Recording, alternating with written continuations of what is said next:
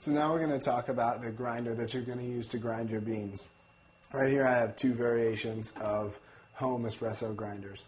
For this one, you have your hopper where you put the beans in, drops down into where the coffee is ground up, spits it out into the dosing chamber. On the right-hand side of the dosing chamber, I have a lever to pull the coffee out into the portafilter basket. Right here is where you rest the portafilter. And on the right-hand side, I also have a switch to turn on the espresso grinder. One of the key factors that affects the espresso shot and the taste is the grind coarseness. And so how we're going to adjust that on a machine like this is as marked on the machine here. If you turn this metal collar up here counterclockwise, it's going to grind the coffee finer for the shot, and if you turn it clockwise, it's going to grind the coffee more coarse for the shot.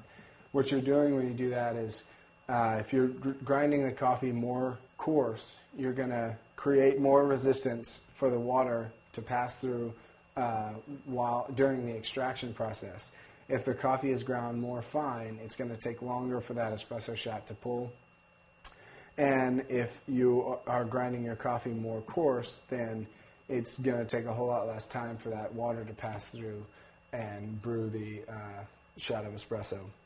So if you have the other kind, a smaller little home use grinder like this one here, you basically fill up the grinder with beans and put your lid on there, start grinding. On a grinder like this, the only way that you have to control the grind coarseness is by the time of the grind.